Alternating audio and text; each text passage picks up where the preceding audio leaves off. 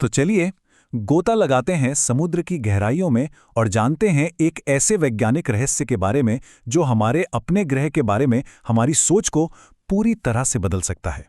देखिए, साइंटिस्ट्स हमेशा से ही पृथ्वी के उन अनछुए कोनों को खंगालते रहे हैं जहां कोई नहीं पहुंच पाया, जैसे कि समुद्र का सबसे गहरा हिस्सा।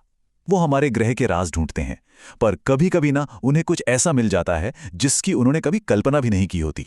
और हमारी आज की कहानी का पहला पड़ाव ठीक यही है। ये है गहराई में मिली एक अनोखी चीज, एक विसंगति।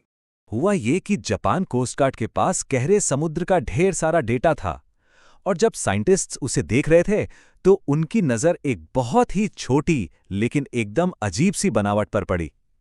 सबसे हैरान करने वाली बात यह थी कि ये एक ऐसी जगह पर थी जहां भूविज्ञान के नियमों के हिसाब से इसे होना ही नहीं चाहिए था। तो अब सवाल ये उठता है कि हजारों मीटर नीचे पानी के अंधेरे में छुपी इस रहस्यमयी चीज की जांच आखिर की कैसे जाए। इसके लिए एक बहुत ही खास और अत्याधुनिक सबमर्सिबल का इस्तेमाल किया गया और उसकी गोता लगाने की जो अधिकतम क्षमता थी वो थी 6,500 मीटर। जी हाँ, इस कमाल के व्हीकल ने, जिसका नाम था शिंकाई 6500, रिसर्चर्स को सीधे उस गहराई तक पहुंचा दिया ताकि वो अपनी आंखों से देख सकें कि आखिर ये चीज है क्या। तो साइंटिस्ट्स ने पूरा एक प्लान बनाकर काम किया। सबसे पहले तो उन्होंने सोनार डेटा से उस पूरे इलाके का एक नक्शा तैयार किया।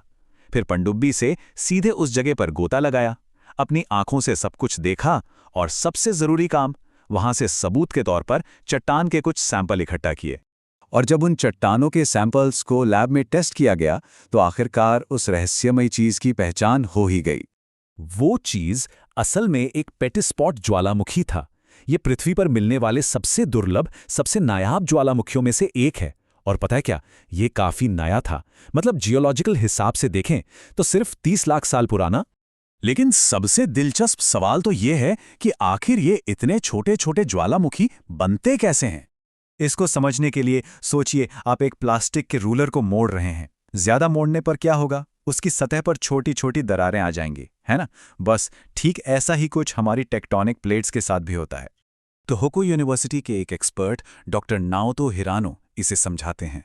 वो कहते हैं कि जब ये विशाल टेक्टोनिक प्लेट झुकती है तो उसमें छोटी छोटी दरारें पड़ जाती हैं और इन्हीं दरारों से पृथ्वी के अंदर का गर्म मैग्मा बाहर निकलने का रास्ता बना लेता है। और ये मैग्मा भी कोई आम मैग्मा नहीं है, ये सीधे एस्थेनोस्फीयर से आता है, जो हमारी पृथ्वी के मैंटल की ऊपरी पिघली हुई परत है। इसमें कुछ खास केमिकल्स और बहुत सारी कार्बन डाइऑक्साइड भी मिली। तो सवाल ये है कि प्रशांत महासागर के बीचों बीच मिले इस नन्हे से ज्वालामुखी की खोज आखिर इतनी बड़ी बात क्यों है? इसका क्या मतलब है? इसका महत्व बहुत गहरा है। ये ज्वालामुखी असल में पृथ्वी के मैंटल में झांकने के लिए एक खिड़की की तरह है। ये एक ऐसी जगह है जहां हम सीधे तौर पर कभी नहीं पहुंच सकते।